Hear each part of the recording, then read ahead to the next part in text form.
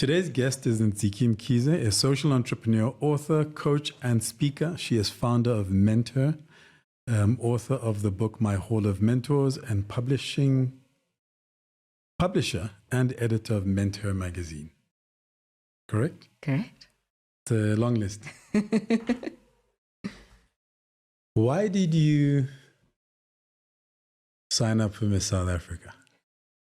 Because I know you that long ago. I mean, our context, that's where we first met. Yeah. I was randomly a judge. Yes. And you were probably not so randomly. Like, being a judge felt random to me.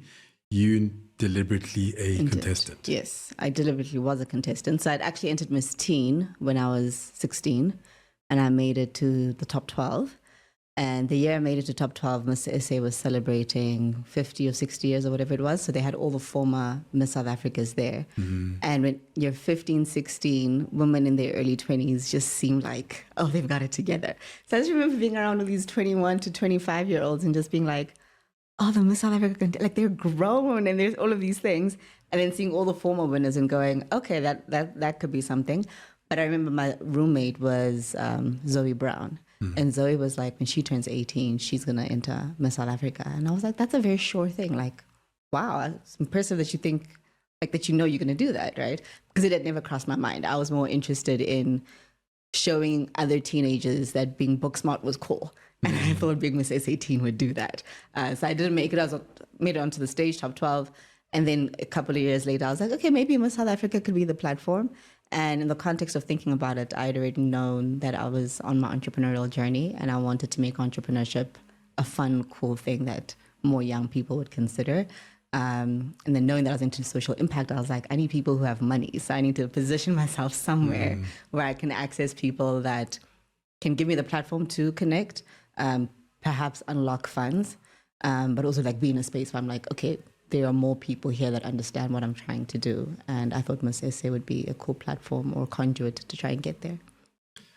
So I asked that question because kind of being involved in the process and with pageant, there's a particular perception. Yeah. Which has kind of evolved. I mean, when I was growing up, like everybody sat and watched pageants and it was a thing. Yeah. And then we started becoming, I guess, a lot more aware of kind of the nuances and perceptions and all of these things. And so when I was asked to judge, I had all of these internal debates. Mm-hmm. And I do remember you being already doing things in this space and getting an understanding of, for me, the potential of what it could do for a young woman's career. But yeah, so I was always curious about where that spark was, where that spark came from. Yeah. And that Miss Teen, you're talking about kind of making book smart look cool. But why Miss Teen? Like, you could choose 101 things. It's just an immediate global platform or national platform, right? Like that you're a nerd at school, you're super sporty, you're doing culture, you do all of these things. And it's like, okay, those kids over there, only those ones like get into top 10 and all of those things. And it's like, yeah, sure, I'm in top 10 and stuff, but I'm still Mtana Sekasi, you know, I'm still all of these other things. So I'm like, you guys don't know this about me because you just see me as a book smart kid, but like, life is chill, guys. Like, and anyone can do it, right? And then I just thought it was a platform that people would watch. So I grew up with people watching Miss South Africa and Miss SA18. And I was like, okay, if I could get on this platform, I could have a voice. I could do like cool brand collaborations that just then make being academic and sporty and whatnot a cool thing, right? So not necessarily that I think people would have thought being Miss South Africa, Miss SA18 itself would have been cool, but I would have then been in a position to go to Brand X and say, hey, you guys should think about doing 1, 2, 3 with young people, and I could drive that, and that would be fun. And then being book smart would be cool. What did you want to be when you grew up? President. I did. Why? Because I had this idea when I was a kid that, okay, so one, when I was a child, I was the chief peacemaker. So if there was a debate or an argument or whatever, I would get called in to like reason with different parties, which I always thought was really fun as well. Like I enjoyed the reasoning between people. I also had wild ideas. And my parents were the kind of people that gave us voice at the table. So, I mean, I remember one day coming home and being like, I've been thinking about this, and God is not a man. And I gave my parents like a full thesis about how I'd gotten to this conclusion. And they were like, cool, don't say that at church, but we hear you, you know? So there was always that space to just have ideas and be like, this doesn't work in the world. Why can't we do it like this? And they were just always encouraging. And I had thought that a president was somebody who had access to resources, could make decisions. And I was like, that should be the person that just makes the decision for everyone to have food. Like, why aren't they making that decision? And so that's what I thought until I got to grade 10 and did debating. And there was a guy in matric who was just like a ruthless debater. And I was like, oh, if this is politics, then I'm not cut out for it. And I gently was like, maybe I could like just be a successful business person and still do the same things. As that idea evolved, and as you started interacting with these different spaces, how did the future evolve for you, kind of mentally, internally? I don't know if the future evolved as much as it had more pathways to get there. So I think in my first iteration of what I thought being an adult would be, that has pretty much stayed the same. It's just the options of what that life, or the things that can facilitate that life have kind of broadened up. And I think they've also broadened up as the world has also changed the way that we are allowed to work and the way people make room for people to work, that you're now like, oh, I can still live this life while doing these things, right? And it doesn't traditionally have to be corporate office or this. It can be anything. And you can build that portfolio life and you can make a deliberate effort to say, I want to design and create this kind of life and make it happen. I mean, that is, you talk about kind of designing life, and that's the thing that I kind of hooked on to about 10, 15 years ago. But it does feel like you've been a bit more deliberate about it. Including kind of what you've studied in the spaces that you interact with. Yeah. How much has it been kind of reacting to how life is evolving, or versus, oh, here's the plan? Yeah. Because it also feels like you had, in terms of interacting with it, always feels like you know exactly what your next steps are. Thanks. Not necessarily the case. So one of my favorite quotes is by Steve Jobs, right? And he says that you have to trust that one day when you look back, the dots will connect, right? And you can't connect them going forward, but when you look back. Also one of my favorites. Yeah. And I think I've been very deliberate about living a life of purpose on purpose. And that's kind of been like my theme mantra for like the last 15 years or so, that I'm just always purposefully engaging in the things that are aligned to me, right? So whether I'm speaking, whether I'm facilitating, whether I'm writing, whether I am taking on a job or consulting on something, it's always around things I'm interested in. So you'll always find me doing stuff relating to women and youth, entrepreneurship, social impact, Africa, because those are the things that I care about. So I think the steps kind of unfold as you do one thing, right? So for everybody, I'll say this, especially for entrepreneurs, you have to be in the game. Like you have to be doing the things for the next step to unfold, because you don't know where the opportunity is going to come from, right? But it oftentimes happens that you're doing something and then somebody sees you, hears about it, and then you find yourself in your next step. But you just can't calculate the jump before you get there, but you have to be in the motion of doing the things. And I think that's what my life has been. It's been a series of being in the motion of doing things and the right thing showing up when it's meant to. And I think at first it was trial and error. And now I kind of live life with a grounded sense of I'm very confident that my next thing will show up when I need it to. And there's less anxiety about, okay, what's going to happen now? I'm just like, I don't know what's going to happen next, but I'm very comfortable and confident that, like you can tell, you can tell when you're stuck and you're like, oh, okay, this pattern's kind of running its course. And then the next thing pops up. And then you can also tell like, this is my next thing, right? So even when the series of opportunities pop up, I now feel more able to go this one over that one. And it's just intuitive. But it's intuitive from experience. What's that journey been like? Because it requires a certain element of faith. Yeah, 100%. Like I'm more or less in the same place in terms of, I believe it always, well, not I believe, I have come to learn Yeah. having done this life thing for a couple of decades, that I'll always be all right. But even the process of, and I'll still stumble and fall every now and then. It's like, you still, like, I'll go, over the last 20 years, I've had experiences that nearly broke me. Yeah. But now I sit today and it's like, yeah, that was like 10 years ago. It feels like a different lifetime. Completely. And I've had a lot of those. Like the first 2, 3, it felt like the world was going to end. I've gotten to the point where there are so many that I know, it'll work out. I'll be fine, yeah. But I'll still, every now and then, I literally had it 2 days ago. Yeah. I'll get a piece of information and I'll go and I'll get a headache and my breathing will, I'll tense up. Yeah. And then it takes me, like in this particular instance, I had a call at 6 and it was just like, okay, something is fundamentally changing in terms of my work. Yeah. So eventually I was like, okay, I'm just going to go sulk. Sometimes I'm going to go sulk, read a book, sulk, and then I'll wake up tomorrow morning and deal with it. And I've been working through it during the week. Yeah. But at the same time, I'm in my 50s and I've had I have a bit more experience in the back. You've been making sense of this, which is a positive thing, making sense of it younger than I was when I started. I started my self-awareness journey. It feels like just the other day.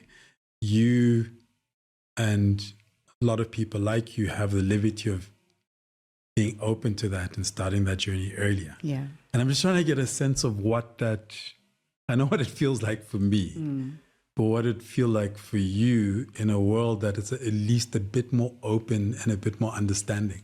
Yeah. So I think the world has become more open and understanding recently, which, because of how rapidly it's happened, it feels like a long time, but it actually isn't, right? So if I think back to being 15, 16-ish, it's such a hilarious story, but I love it because that's how locked in I was even then, right? I remember watching Nolene and Timothy Maurice Webster was on there talking about brand strategy and whatnot. And he was like, you should do a survey and ask people what is their perception of your brand, right? And I was like, that's fantastic. So I went and I typed up a whole survey.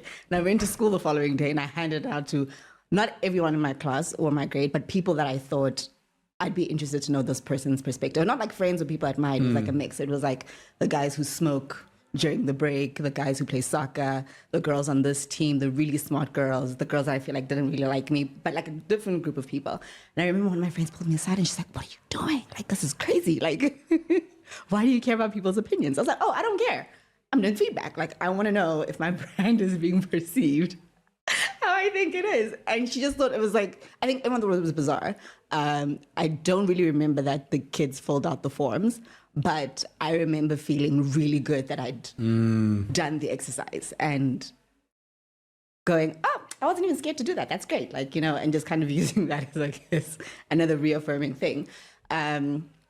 So I think I've always been on that journey, and probably the biggest influence is my parents, that they have always been it doesn't matter what happens outside. You just need to be sure of yourself, right? And constantly just giving back that message. And that is in the face of me coming home and going, oh, this is not happening while I'm thinking about doing 1, 2, 3. Would it be weird? And they're like, well, just go try it out and see what happens, right? And kind of them being comfortable that we have a child who just challenges stuff, and let's not, and as much as we're ooh, they were we're not going to kill it. We're not going to kill it. Let's facilitate or support or at least encourage a little bit. I remember once my principal being, I forgot what I was trying to get her to do, but she was like, you know what you are? You're just so freaking tenacious, right? And I had no idea what the word meant. And I was like, oh, cool. That's that's great. It sounds. Yeah, she didn't say it with a nice tone. Like, I Yeah. could tell she was upset, but I was like, ooh, I wonder what that means. And I looked it up, and my instinct was like, oh yeah, that's fabulous. I am tenacious. This is great, right? So, and then I think what has also been helpful is mentors. And I remember specifically in my early 20s, I had a mentor who was a business coach. And on Wednesdays during my work break, we would get on a coaching call and just talk through what I wanted to do and what it should look like. And I remember him saying to me, you need to be comfortable with being ahead of the curve, right? And what that means is that sometimes you're going to be working on things that the world doesn't necessarily have context for, that people aren't really thinking about, that people maybe aren't ready to receive. And that's just fine, because that's how your brain works, right? And it's only when you accept how your brain works or how you see things that you can then figure out how to be successful, or at least try to figure out where you want to play in this space. And I think having that advice up front was really helpful.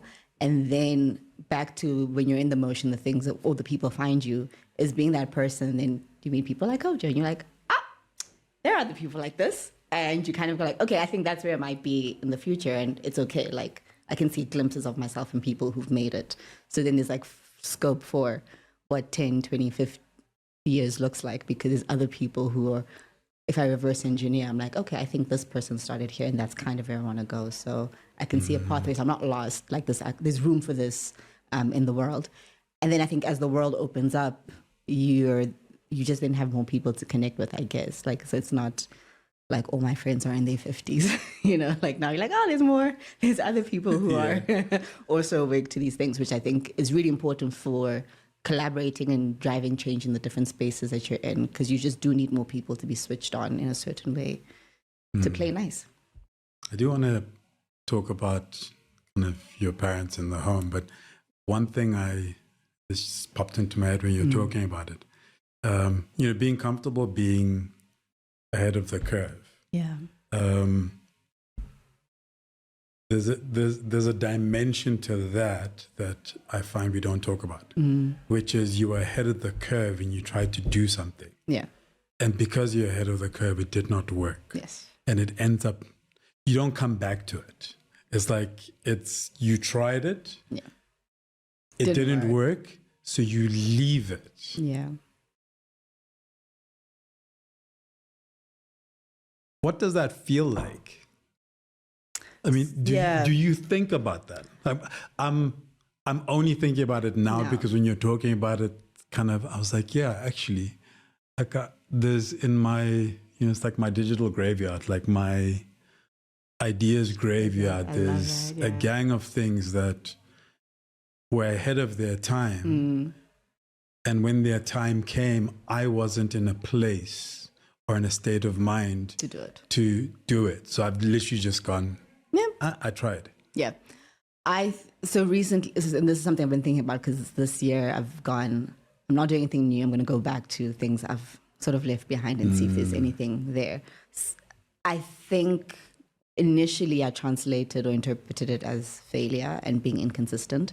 So just to give you an example, I was doing a natural hair blog when I was in uni, so for like 2010, 2011, 2012, because I'd shaved my head bald in 2010 as an act of defiance, because I'd been to a conference and they said women weren't allowed to not have hair. And I was like, I'm gonna show you.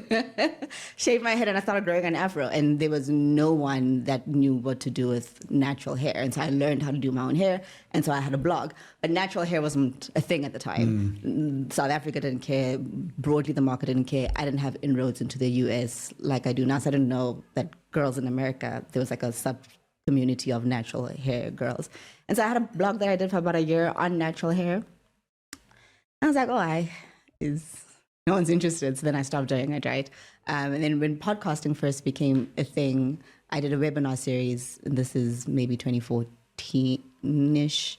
I used to work for a newspaper called Small Business Connect. So we did a webinar podcast series on starting businesses, and we did it for about a year, and it was fun, but no one was podcasting. It wasn't a thing. So then we stopped. And also like bandwidth in the tech was horrible. It was a horrible time to be in this space, right? So then I stopped. I can't think what else, but then I just kind of had this feeling of like, I give up on stuff. And that's what I had interpreted as.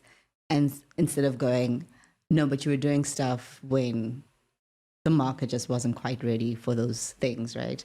And so the challenge to self has been, what business things have you picked up on that the market might be ready for, that you need to fine tune and then think about launching again? And then other things going, what was the lesson? And that was good. Let's keep it moving. Like the space for that. Like, am I still that person? I think is the question that I've been asking, to say, yes, sure, I had a really great time doing the podcast. I even brought it back to life a couple of years later, because what we were doing, we were trying to navigate being in our late 20s. So we launched a podcast called 20 something or whatever. Like, and it was fun. It was like conversations with my friends, and we were all doing different things. And we're like, we should talk about being in our 20s.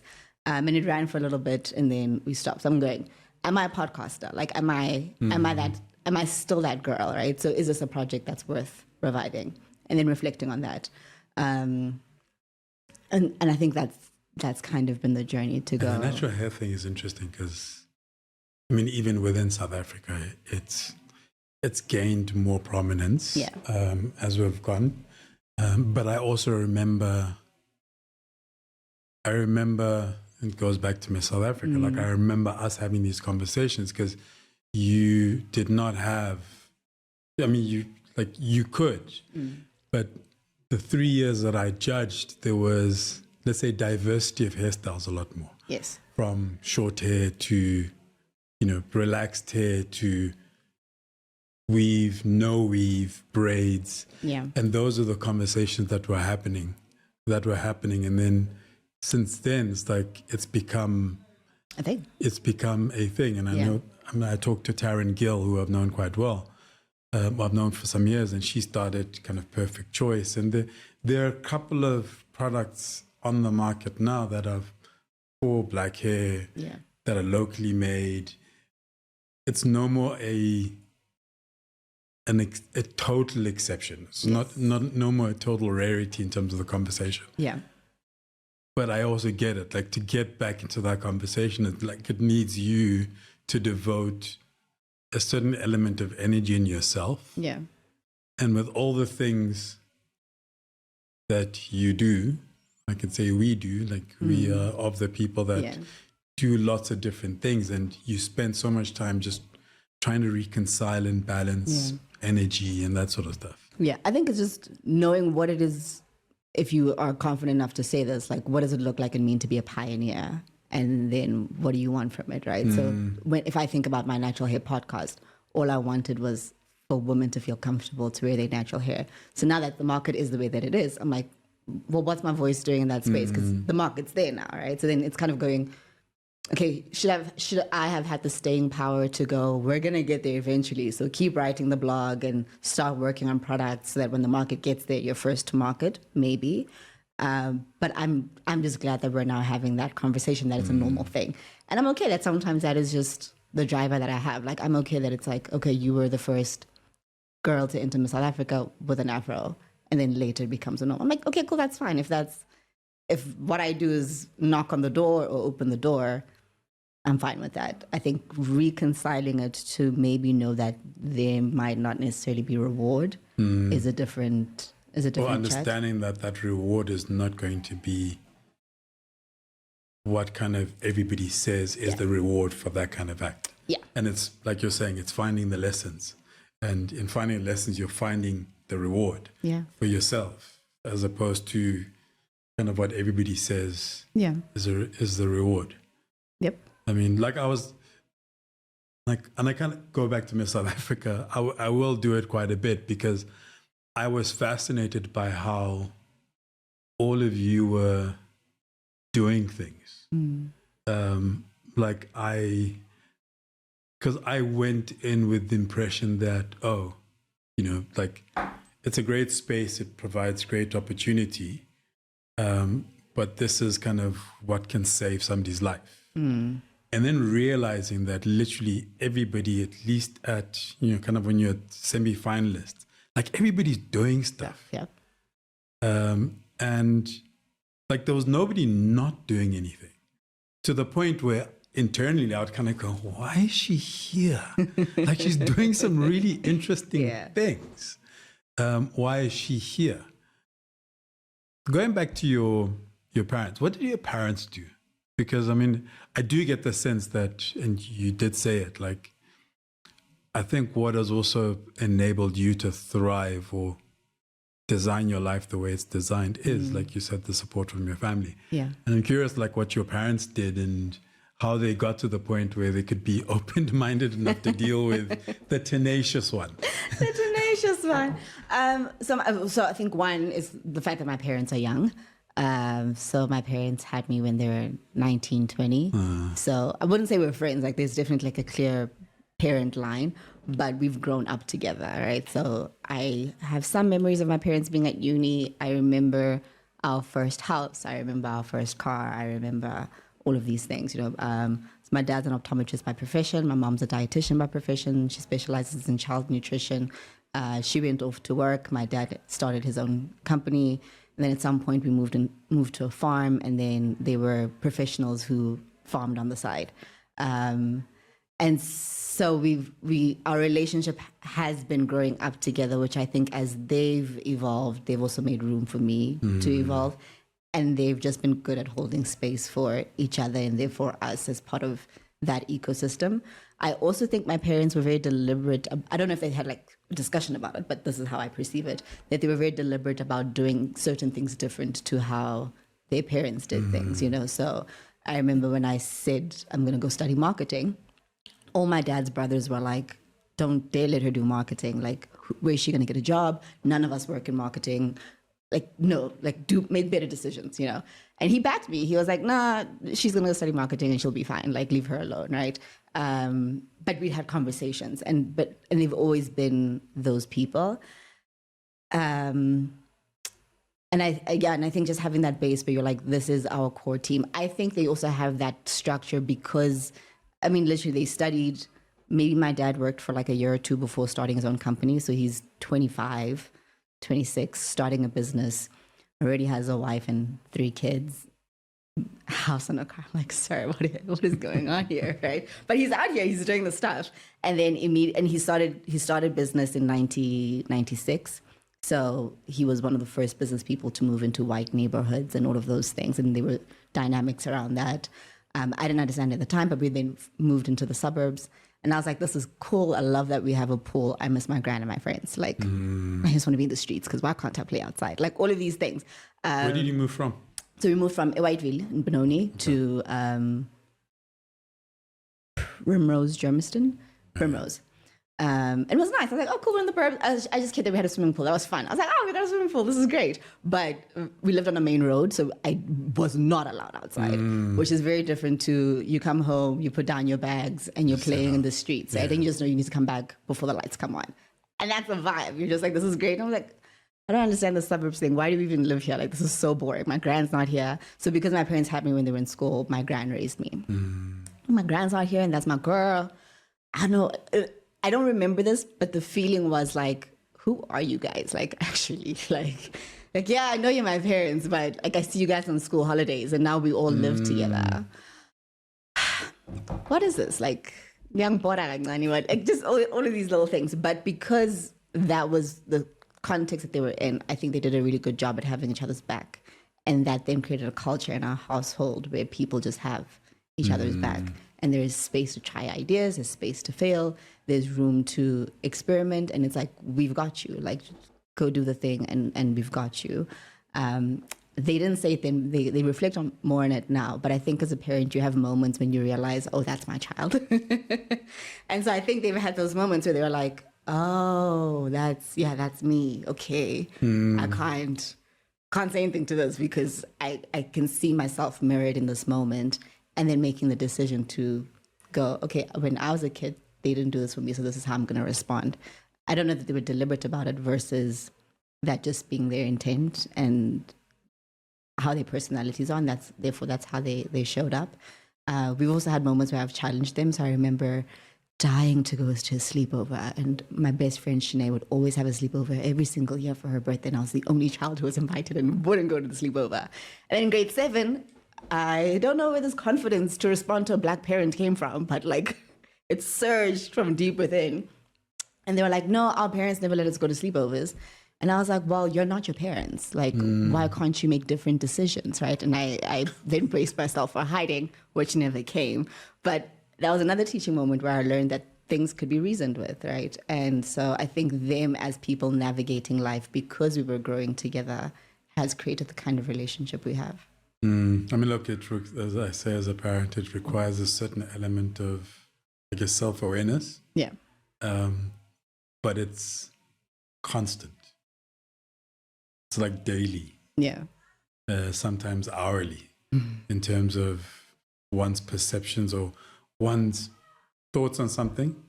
And then it's like this internal conversation. Yeah. Like, I'll say no, and then spend the next 2 hours internally beating myself up about validating that decision. The no. Right? Yeah.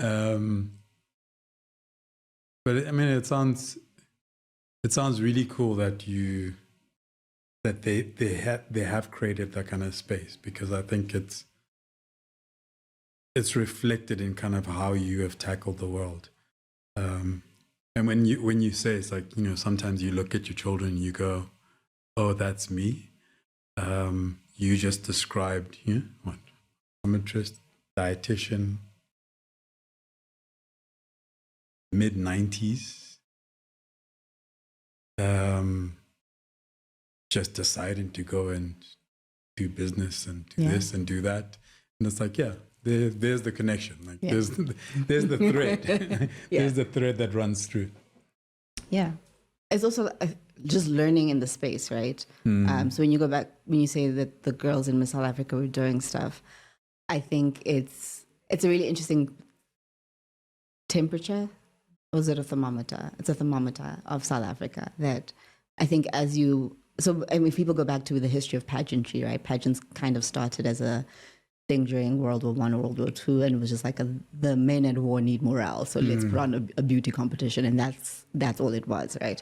But then as you go through time, you kind of find these contestants who are beautiful but are really smart, but the only avenue to show up in society for a woman is as an actress on stage or as a pageant girl, right? But then they're beautiful, but then they're in these rooms, and now they have the ear of people who normally would not listen because, oh, there's a beautiful woman in the room, and that's how they maneuver, right? And there's always really cool stories about so-and-so who was also a spy or an informant for the government or whatever, but it's no one's expecting anything from a pretty girl, right? But as you go, I think these things that are markers of where women are in society are a good reflection that, like, you find more women in South Africa that do have whatever qualification, a master's, maybe even a PhD, because our society is not a space where more women have access to education and women can be educated. And so as a thermometer, you're like, okay, cool, this is where we are as a nation. So I think it's less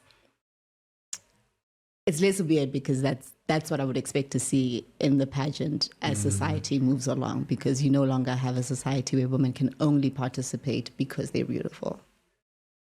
Yeah. I mean, it's a weird one because we would want more spaces 100%. where a woman does not have to use the beauty to be able to access those rooms. Yeah. Right? And so that was my education or my learning in that process. Yeah. So first of all, I agreed to do it because I had a conversation with a woman who was a journalist, and I think she was on the board or something. And I discovered that she was one of the reasons why my name was put forward. Yeah. Also, I happened to be editor of Destiny Man, which is fancy enough job title that they thought it was valuable. But this was my first year, so you guys were my second year. But I remember at an event, her pulling me aside and saying, listen, the reason why I felt you would do it is because I'd hoped and I'd felt that you would have a very kind of different, a slightly different perspective of it. And I remember being asked then, would you let your daughter enter Miss South Africa? But by then I'd been shown kind of what's behind the curtain. I was like, yes. Yeah. Because I'd got to see how all the women, like those semi-finalists, like everybody was using that platform to open doors, even if they didn't make it to television. Yeah. And I was like, okay, then it's great that there is a platform that can open doors. But you kind of also go, and being the father of a boy and a girl, you kind of go,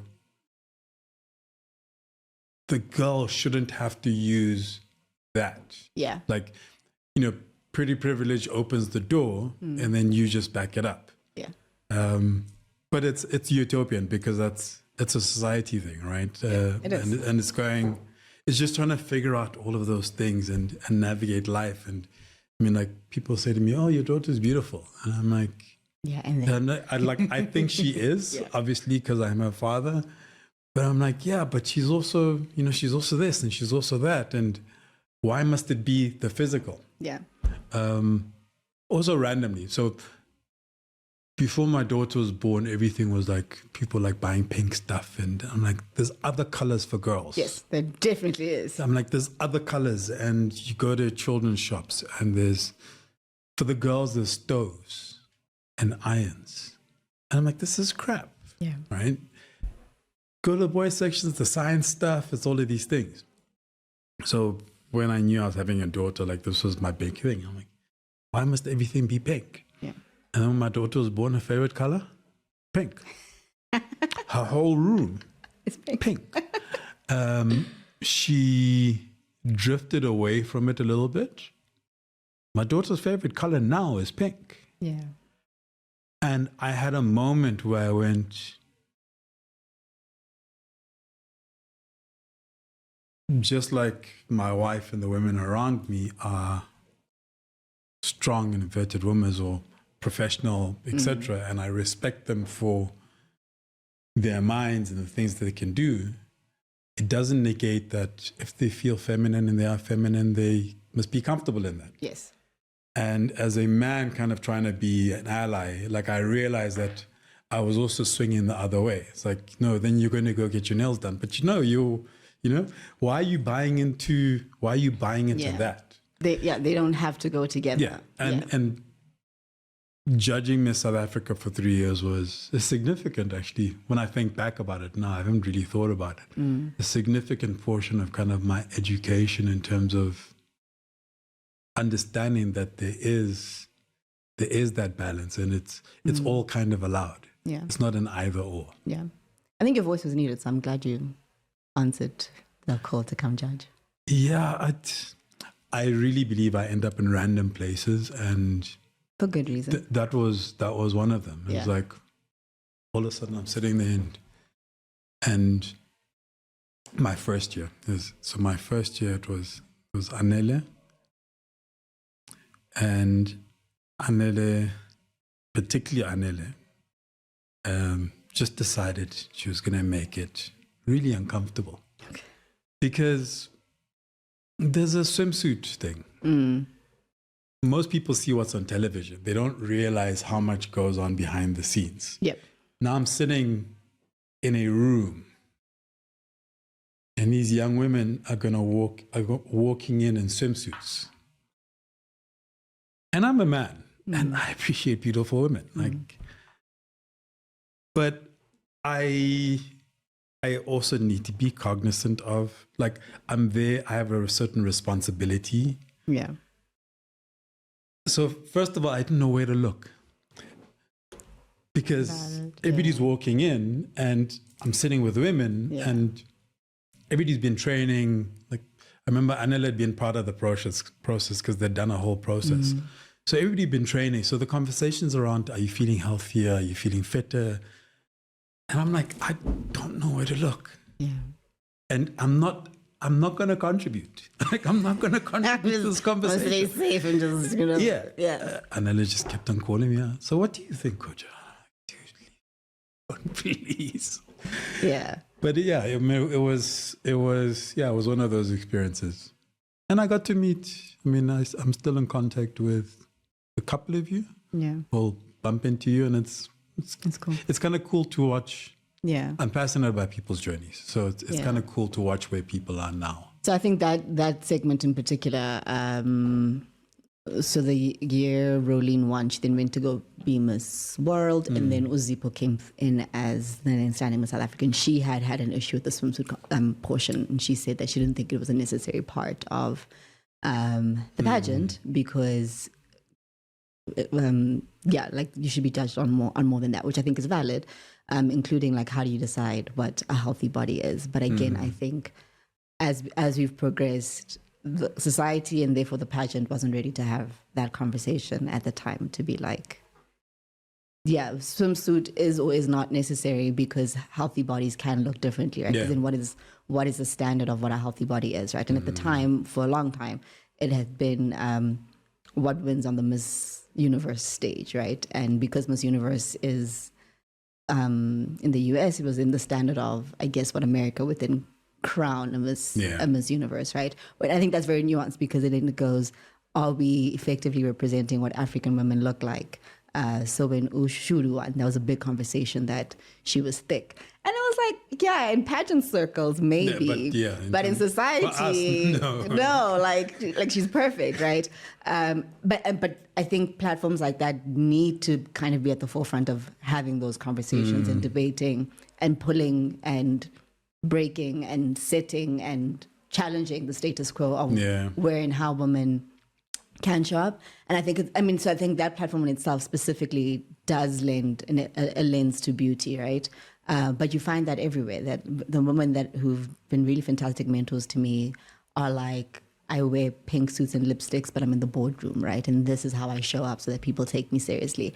And there's very serious conversations about women who go, yeah, I've had to fight for my seat in the boardroom. And even though I'm a girly who loves fashion, I always show up in black and gray suits because people take me seriously and whatever, right? And the evolution of those conversations. And I think the duality of how we progress in society is that for whatever reason, people do just appreciate or give strong merit to what does show up on TV. Maybe it just feels more lauded and more important because it made it onto TV, right? So we don't see the corporate fight that these women have where, yes, she is gorgeous and she is competent and she does wear bright colors and makeup and all of these things. And she's toned it down and she's created a name for herself in the space. And then she's lifted the glass ceiling.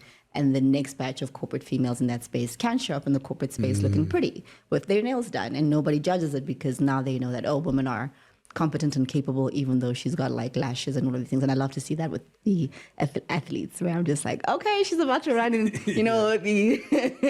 these stiletto nails and however long a wig, and then watching them completely obliterate what people thought was possible, right? Like, there's no way you can win with nails that long. It's like, oh, okay, watch me. Like, let me show you what talent can do. So I think these things go together, that women, and they shouldn't have to because society should just be fair and equal, but it's not.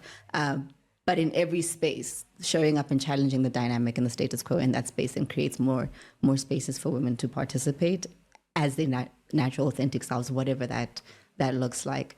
And it's necessary for it to happen across the board. Yeah, that's just a place where I think more people get to participate in the conversation. But it's a constant thing that's happening in every space. Yeah. You are listening to the Listen to Your Footsteps podcast, a podcast in which I chat to Africans from a cross-section of society and sectors, including art, culture, design, business, and creativity, to name a few. We delve into their journeys, the decisions they have taken to get to where they are, how they do what they do, and everything in between. Essentially, we go wherever the spirit takes us. Now let's get back into the conversation. In every space. Yeah. I used to say when I was judging, everybody's beautiful. Yeah. So I put that aside. Because I was like, that's true, because once you get to the top 12. Yeah. Even the 20 or whatever. Yeah, the semi-finalists, It's like everybody's beautiful. Like, everybody is a version of beauty. Especially in South Africa. Right? So it's like, actually, that just needs to be put to the side. Yep. Like, we're here now. Everybody's this. So, and now we look at everything else. And everything else is the personality. It's how the person communicates. It's their attitude, their energy, what they know, what they don't know, etc., etc. What was your first job? My first job was Sales executive, really not a fancy, it was just a fancy title. It didn't translate to anything fancy. But it was for a company called 21st Century Pay Solutions that did remuneration surveys and salary benchmarks. And I was a salesperson. I had to call existing clients to find out if they wanted to renew their subscription and call new clients and go present our product. And just before that, I'd actually done a stint for maybe a tech company that sold AutoCAD. Don't ask me what that is. And it's a computer software. I still don't know what it does. I think it's a design. It's things for architecture. Yeah, something like that. Yeah, so I think I worked like 6 months doing that. And then I got my formal full-time employed, did that for 2 years. Apart from being an entrepreneur, probably is still my longest employed job that I've ever had. But yeah, working in sales. What was the first business you just started? First business I started was at uni. I had gone to the cafeteria and saw a poster and somebody was looking for a co-founder. And this is why it's important to network with people. The guy turned out to be my then economics tutor. And he was like, oh yeah, you're in my classes. And I was like, yeah, you are my tutor. And luckily I'd been a good child in the class. So he was like, okay, we can have this co-founder chat. And he had been working on this concept called CREAM, which is creating revolutionary entrepreneurs and moguls. And the whole vision was to get young people to be interested in being entrepreneurs, specifically from the perspective that we all knew a significant amount of people who had been financially excluded from academia or who had made the grade but did not come to university at all because they couldn't afford it. But what was common among all these people was that they had ideas, right? Including people who had graduated and couldn't find a job. They all had ideas. And we were like, well, if you have an idea, you have a business. And you have a business, then you can provide for yourself. So we set up CREAM. And then as part of CREAM, a big thing was storytelling. I was like, we can't get people to be entrepreneurs if people don't relate to the story of being an entrepreneur. So we then launched a comic book called Young Hustler. And the point of the comic book was to tell the story of a young kid from Ikasi who has to deal with life issues, very real challenges, and then starting a business, right? Because I think what we found at the time was that a lot of resources that existed to support entrepreneurs didn't consider context. So yes, you can have, and at the time CIPC was still just in Pretoria. So you had to catch a taxi from Soweto or whichever community you're from, all the way to Pretoria to register your business, right? Which was just bizarre. Because now I must go find 100 Rand to get to Pretoria in a society where 100 Rand could be the meal we're having today, could be electricity, could be all of those things. So we then mapped out telling these stories of this guy who lives with his grandmother and some cousins and his sibling in his grand's house, which is the reality for a lot of South Africans, is studying at uni and has the pressures of having to finish school and find money to finish school, and he's trying to start a business. And that's the story we wanted to tell, to say this is how somebody in that situation can navigate that story. And how I made one of my first mentors was we had spent time calling every single publication in South Africa, asking them to carry a strip of our comic book, and nobody would until we got to Small Business Connect. And they were like, yeah, sure, send it through, we'll print something in the magazine, in the newspaper. And Christoph, who was the publisher of Small Business Connect at the time, then became one of my mentors and lifelong friends. So gotta just do the work. What happened with CREAM? CREAM fizzled out. Young Hustler still exists. So Andile runs Young Hustler still I think he teaches now, so I think it's part of the tools that he uses around teaching entrepreneurship. Yeah. And then what did you go on to do from there? What did I go on to do? I'm trying to get a sense of when what's it, MentHer? Happened, yeah. So Young Hustler CREAM was my university career. Parallel to that, my parents started a property business, so always been involved in family business in some way, shape, or form. After that, I got like an actual job because I needed to pay for my honors.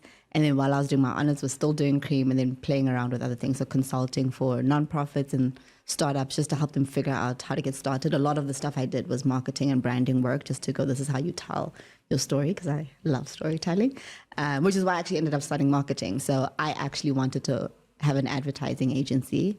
And my dad said, well, you're not just going to study advertising because that's limiting. You need to go study the business side as well. So go do marketing because advertising is a component of that.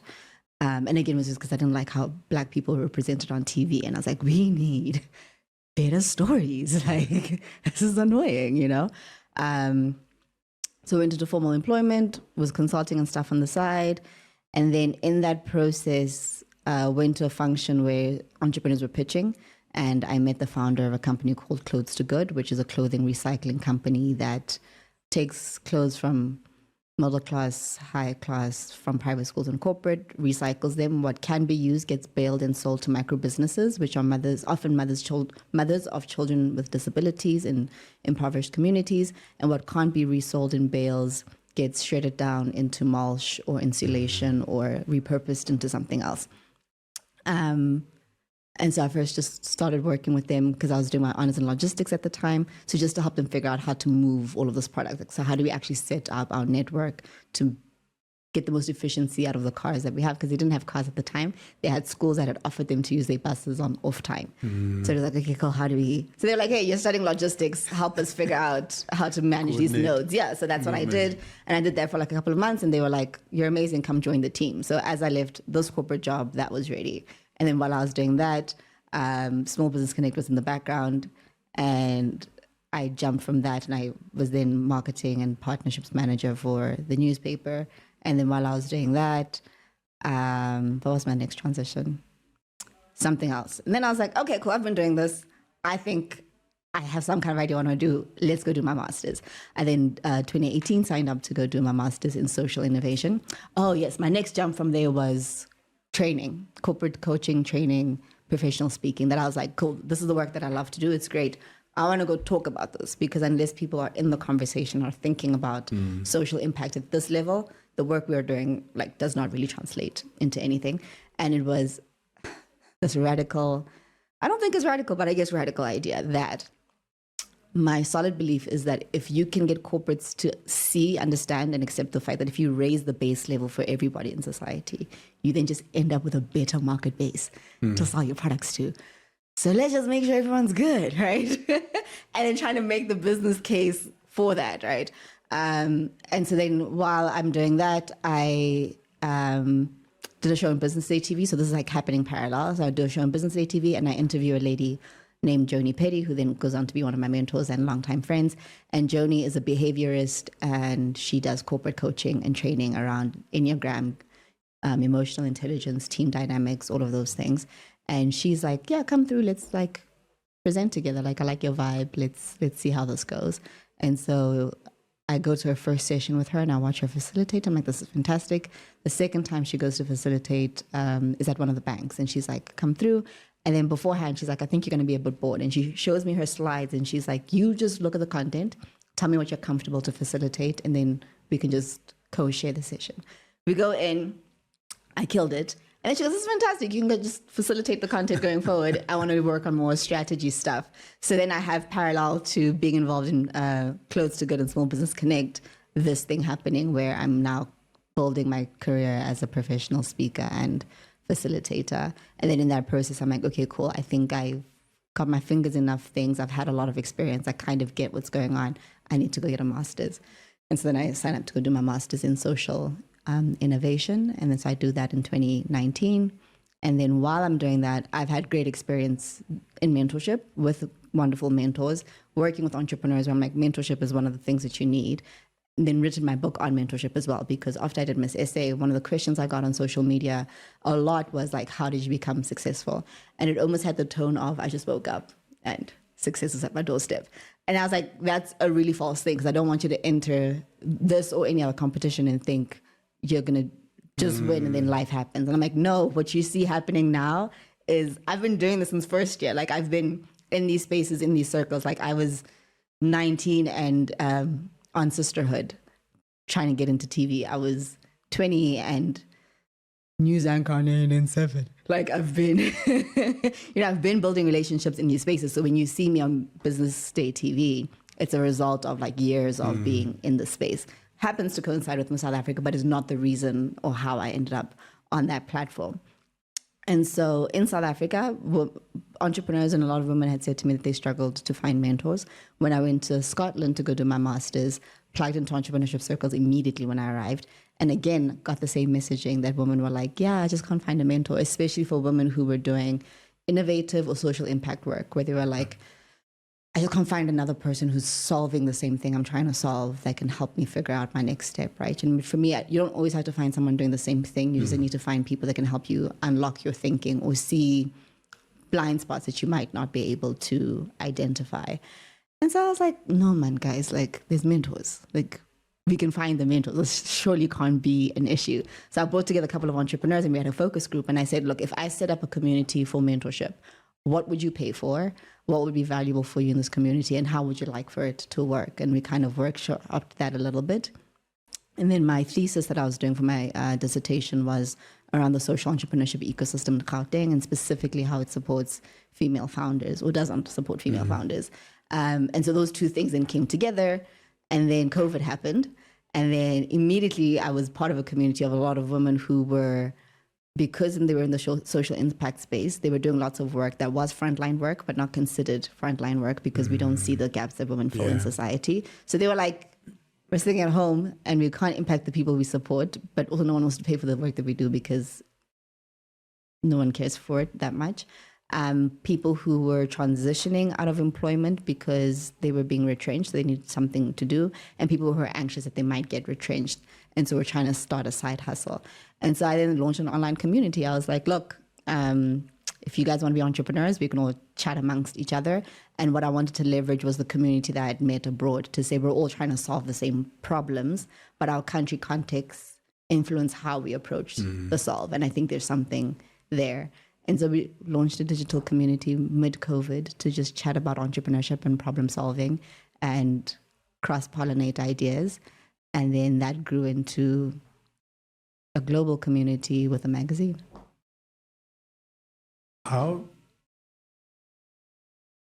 What is the best way for mentorship to be structured? And I ask that because, well, two reasons. Like, I remember I approached somebody quite senior in society, and I'd been fortunate enough to, like, my wife worked with her for a while, and it was somebody I just had access to, and she was quite busy because she was mentoring different people, but she was the first person who said to me, you also need to know what it looks like. Yes.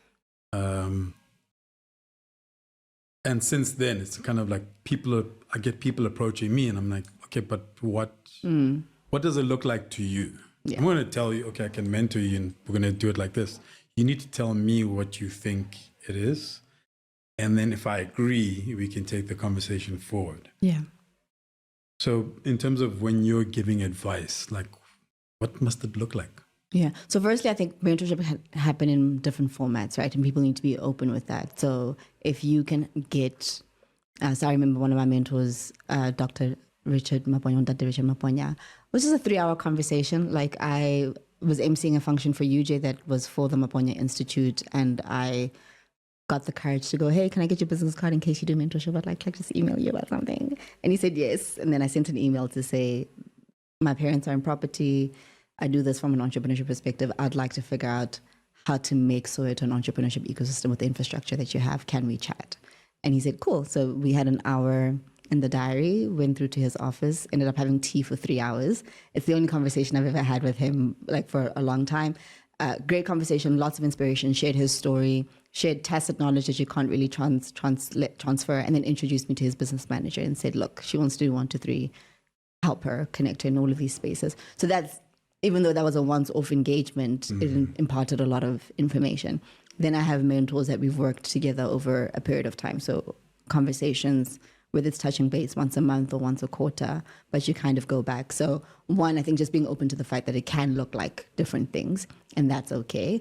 And then secondly, to go, okay, where do you want to end up, right? And for me, it's, you need to have an idea of what your where you are, and what your goals are, so you can figure out where the gap is, right? So don't go into it when you're like, I have no idea what I want. Be clear, go like, okay, this is my life pie, this is what I want in my career, my business, my family life, my relationships, all of these things.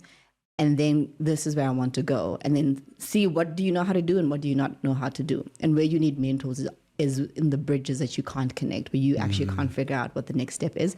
And you need to find somebody who's 5, 10 steps ahead and go, hey, I'm trying to connect these dots. I think you've connected it. can you help me figure out how to get there? You might go into the conversation and it turns out that that's not the thing you need to figure out. That's fine, but you at least have some structure about what are we trying to achieve here, right? So, so for me in my 20s, I was very specific about finding mentors who were female, moms, wives, Christian, and killing the game in whatever business they were in, because I was like, I know I would like to be that kind of woman in my 30s, 40s. So finding those people to go, I want to understand what it takes to be who you are. Like, how have you set up your integrity? How do you build your networks? What are the steps and the moves that you've made? And very interesting, one of those mentors, she gave me a list of like these 5 segments in your life. Go set your goals and come back and we'll have a chat about it.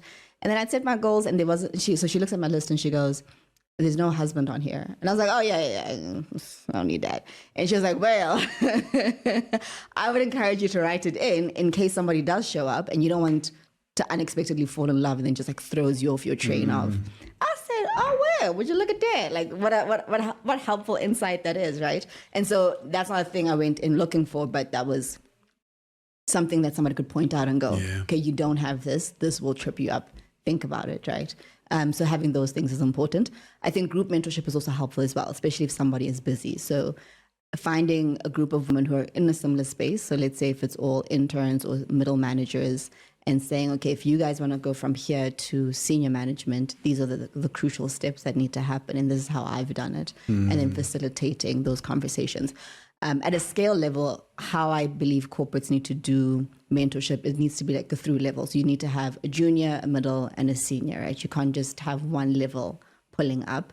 And there needs to be a framework around it. So to say, where do we find, so if the pattern that you found is that there's not a lot of women who end up in this particular part of the business or who end up at this level in the business, you need to set up a structure to say, what does agency look like? What does networking look like? What does advocacy look like? And teach those tools. Like there are things that need to be taught to be successful, right? And one you can teach through, here's a facilitator who understands how to negotiate and they're going to come teach negotiation. But then here's my personal story as a middle senior manager and the positions I find myself in where I've had to negotiate. And this is how I've navigated those particular environments. And then those two things then come together. And it can't just be high growth for the women who are going to be executives. Like you need to mentor everybody, right? So yes, from that program, you can then hire people that become your leaders in the organization. But what's important is to understand that those leaders need to go back to a team that can execute. And so we can't just cherry pick top performers and say, oh, these ones deserve mentorship. It kind of needs to be a broad program. And it also needs to have buy-in at the highest level. So it can't be the nice person in this department who thinks we need mentorship. It needs to be the financial director or the head of HR who says, we're going to mentor people in our organization. And it is a metric that everybody needs to report on because it impacts what the future of our organization looks like. And unless you have that level of buy-in, you kind of just end up in nice people who want to see a difference starting mentorship programs and then they fizzle out because I still have my day job. Sorry, this is really not a deliverable for me. So it has to be taken seriously at the highest level and people have to report on it. And the outcome is not we're going to appoint all of these people that are going to be future leaders, which yes, that's great. But it is we're creating a more competent and confident workforce that can just execute with excellence. Because also, I mean, we overemphasize this idea of top performers, future leaders, etc. And I was actually having a discussion with a friend recently, because I was saying to him that not everybody, he was trying to understand, he was talking about somebody who had worked in a business for 30 years. Yeah. And he was like, but it doesn't make sense to him. Yeah. And I was like, yeah, because you view the world a particular way. That person, they've been there for 30 years. They come from a time when you worked a job. Yep. And I was like, just because I can't do it doesn't mean I don't recognize that in some instances I envy people like that. It's like, if I'm doing a job and it serves my needs and I can live a decent enough life, work is not the only part of my life. So if I can do other stuff. Yes. So when you're talking about kind of, it needs it needs to go permeate through the organization, because you've got one of my old favorite quotes was like, we can't all be heroes. Yeah. Somebody has to stand on the curb and clap. And not everybody wants to be CEO. Yeah. And, 100%. some people are perfectly happy to be able to do the thing that they do. Yeah. And just get better at it. 100%. And people have different skills and perspectives to add to society that function at every level, right? So I'm really grateful for people who are engineers and are like, that's not going to work. I don't care how pretty it is. They are needed, and they are happy to just sit in the background and figure out the most optimal structure. And I'm like, that is fantastic. Thanks for making the world work, right? And I think what society misses in the context of top performers is the fact that every link in the chain makes a difference. So we glorify kind of like the end point and the start point of the links, but every link in the chain makes a difference, and it's needed, right? And I think when you talk about something that serves your need, it's also going, people are edified by being able to show up somewhere and serve in that space. And so what we need to think about doing is creating workspaces that edify people. Like, I should enjoy coming to my job regardless of what my job is, because what I do actually makes a difference. It keeps the system running, and it's needed. Like, you need these people here fulfilling different roles. And I think we shouldn't underestimate the fact that people just being edified in their roles, no matter what the role is something that we should be deliberate about making sure we build that into the way our society is. What does the MentHer, let's say, ecosystem look like today? So initially when we started, because everybody was on the same level, we had launched as a global mentorship community for female social entrepreneurs who are in seed and ideation stage. And that was easy to do because everybody was starting. And so finding professionals to come in or experts to come in and talk about creating an MVP, creating an alternative business model, creating a business brand, all of those things was easy to structure because everyone was at the same level, and everyone was at home as well during COVID. So it was like we have a masterclass on Wednesday, and everyone's online, and it's fantastic. But now our community has grown, so different people are at different levels, and we've been trying to figure out how to support everybody at the different levels, and to now also expand the community to say it is a mentorship community for women, whether you're an entrepreneur or you're in corporate. That's the system that we're trying to build out, including female investors. So one, the entrepreneurship stays there because women who are starting businesses need the support. What we found is that there are professionals who just want a space to come and share what they know, right? So someone will go, I'm an accountant. I just want to teach somebody in a business how to do that because that's the skill I have to offer. And I would love to mentor somewhere. Like, it's an edifying thing for me, which is great. And then there's other people who are like, I'm going to keep my job, but I have the side hustle that I'd like to get efficient at doing. Can I get an entrepreneur to mentor me on how to do that, right? So there's that reciprocity in that relationship. Then there's female investors who are wanting to get into a space where they can invest in female startups, but also just needing somebody to hold their hand because they're first-time investors. So that's the ecosystem that we currently are trying to hack and build out and see what happens. How's the magazine doing? Because that felt very much like a passion project, and I think you know my views on magazine. I tend to be very cynical when it comes to putting together magazines. Yeah, well, I mean, firstly, thanks for taking my call. I was halfway through like this design thing, and I was like, I should call Kojo. And I was like, I don't know if he'll take my call, but let's see. And you were very gracious in like taking my call and like helping me think through a couple of things. So the magazine was fantastic when it first started because we launched during COVID still, but at a time when Destiny wasn't running. And there's another magazine that had stopped running at the time. And so we all of a sudden just had this community of people who were like, oh yeah, this is great. Which is nice because I was like, I was just creating a magazine for mentorship for entrepreneurs. But then there was like a broader group of people who were interested. And then it was really nice that people were just like, yeah, I'll write a column for free. This is a great thing I want to contribute to. So that was nice. But it really took it out of me. I was like, okay. Yeah, so after like 2 years of publishing, I was like, I'm tired. And then we put the magazine on pause for a little bit because I needed to figure out what I wanted the magazine to be and where the magazine was going. Also because it doesn't matter if you're helpful. Not everything that's helpful is something people want to pay for. So So just figuring that out as well. And it wasn't just from clients who could buy the magazine. It was also people to advertise in the magazine, where because we launched during COVID, people were reconfiguring what their corporate finance looked like and what they were investing in, what they had budget for, which was a wrestle as well. Because you're like, I've got this reader base, just place an ad, right? And so that was interesting as well. And then also I still had a whole other business. So the magazine wasn't the business. The magazine was just a tool and a resource I wanted to make available in the community, but that wasn't, a membership model was the business, and building that out and going, the quality of members that we have and mentors that we have access to is what people come here for. But then again, paying for mentorship is not something that South Africans or Africans want to do. So our biggest revenue base comes from entrepreneurs that are in the US and the UK, but they're only 10% of our community. So it's just been like a lot of like, yo, what are we doing? Like, what are we doing?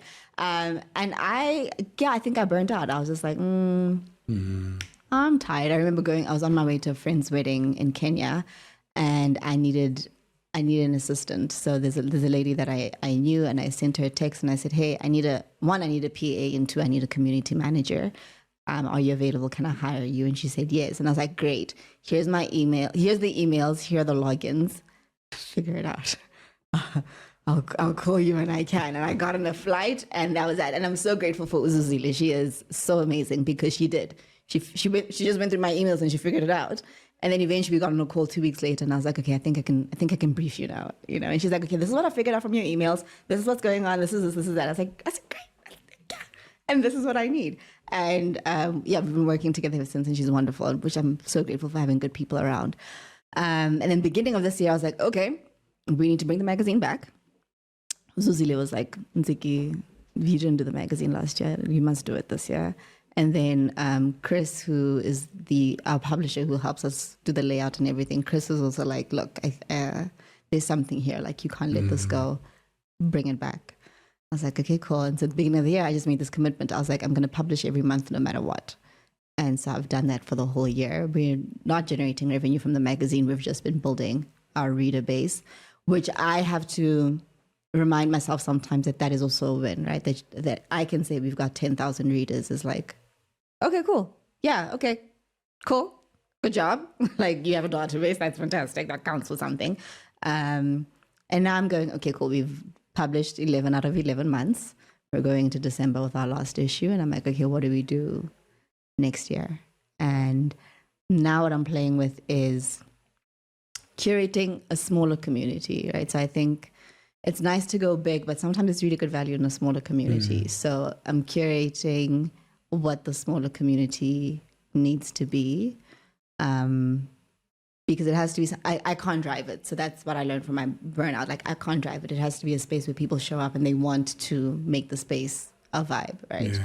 So then it's going, what makes friends want to ask each other out to go to the restaurant, and saying, okay, what makes people want to go like, hey, come mentor with me. Like, let's mentor together. Like, and I want it to be something that exists where people go, oh, we need to connect on this platform because it's really valuable. And this is why it's really valuable. I've not entirely hacked it yet, but I've got enough data to go, okay, let's experiment and play around with a couple of things and see what lands. I mean, it's, I guess, like life, it's a work in progress. Yeah. And so I'm not a fan of scale. It's been at least 10 years now. Yeah. Where I'm just like, yeah, I hear scaling. Not everything needs to scale, though. Not everything needs to scale. Yeah. So it does kind of make sense to revisit that. And I think when we're chatting, I did mention it, but it's being reinforced as I try to figure out, for example, this podcast, and the conversations everybody has around monetization or revenue generation, etc. And going, where revenue will come from is not necessarily where I think it will come from. Yeah. And it's viewing, so I don't view the podcast in isolation of everything else that I do. Mm-hmm. It's literally one of the things that I do. So if the podcast helps one of those other things, helps me make money to be able to live the lifestyle I want to live, then it served its purpose. Yeah. And does not need to directly be the podcast. Yeah. Love that point. And I think anyone who's listening who is an entrepreneur thinking about how they build up their brand is having product and resource around you that helps position you as a thought leader does so much of the hard work and heavy lifting for you in terms of the value you have to add before you even get in the room. So just like the fact that I have a book that people can buy. Sometimes I go to corporates and they're like, look, we can't pay you like your corporate rate, but we're willing to buy all like X amount of books for our staff and then pay you a smaller fee to speak. And that's fantastic. Or having a product that you can sell at the back of the room after a talk, like that's fantastic. Having a TED talk where people go like, oh yeah, she should come talk about this because obviously she's on TED, like she can talk about it. I think don't underestimate the overall package of what you bring into the room because of the different spaces you show up in. I think all of it are pieces to a puzzle that build the value in other people's minds. So what do you do when you're not thinking about all of this stuff? I farm bees. I've got a small little apiary of 8 hives that maybe one day I'll have like, you know, those cool housewife brands where you can buy my chili and honey mix and my honey and lavender mix or whatever. And I free dive. So I love the water. I've always loved the water. And then about 2 years ago, I went through like a traumatic experience and went to a therapist, and she was like, you just need to build trust in your body. What can you do that can help you build trust? And I was like, I would love to become a strong swimmer. And she was like, cool, let's go do that. So I started swimming. I mean, I know how to swim, but I signed up for swimming lessons to learn how to do stroke correction and all of those things. I was like, I just want to be able to swim in the ocean and not be afraid. And that was kind of my goal. And then through that, I then found myself under the water, free diving, and I love it. It's for me in that space, it was a really good marker of look how strong you're getting. Like, and you can check it every week, right? Because it's so to get your entry level certification, you need to clear a 10-meter dive. And the first time I did it, I could only go to 2 meters. And I was like, what do you mean I need to get to 10? Like, do you know how hard it is just to go past 2? Because you need to learn how to equalize and all of these things. But then as you go every week, you get better. And then I remember the first time I reached 5 meters. And then our dive coach was like, was that your personal best? And I was like, yes. And I mean, they're diving to like 14 meters. It was I can't swim. So I'm not even going on the surface. Yeah, so I mean, yeah, I enjoy that. And there's really cool, clean lakes in Gauteng where you can go dive, and there's really good visibility on a good day. And it just brings my soul so much happiness. And what's exciting you? At the moment, tech. It is a calling that I'm just kind of like, oh my gosh, I don't know about this. But I consistently keep finding myself in tech rooms where people, whether I'm facilitating a conversation or I am asked to contribute to something about the conversation. 2 themes that keep coming up is finance and tech. And so now I've paused and gone, okay. What am I supposed to do in this space? Like, what do I look like as a woman in tech? How do I show up? I mean, and yes, even though the MentHer is a digital community, I don't consider myself a woman in tech as such. So I'm playing around with what tech looks like. And I've had random encounters. Like I'm having a conversation at the moment with a lady who's an ambassador to the African Union and is a tech diplomat. And she's like, how do we make tech accessible for everybody? But then also, how do we drive responsible tech? And what does tech look like? And I'm like, you're chatting to me? I'm like, I mean, okay, I hear you, but like me, you know? So that, I mean, but I think it's exciting because now I'm like, okay, cool, let's go learn about tech. Let's go learn about Web3 and let's learn about all of these policies that do and don't exist and where South Africa currently is in its policy. And I'm like, I know a heck of a lot about tech and tech diplomacy for somebody who does nothing in tech. And so that's the knock on my door that I'm currently investigating, and it's exciting. And setting up a fund as well, which is terrifying, but exciting. I'm like, I think I know enough about entrepreneurship to say I know what someone needs to do when they have money to get to the next level. But now I have the opportunity to be on the other side and drive investing. And I'm like, oh. Feels very on brand. Thank you. I'm glad you think so. Yeah, it's exciting. It's exciting. Yeah, I do find the older I get, the less things I find terrifying. I'm like, oh, I can't believe people think I'm grown up enough to do this. But then I'm doing it. I'm like, oh, this is fun. Let's see where we end up. Oh, thank you very much. Thank you. Thank you for listening to this conversation. Please leave a review and subscribe.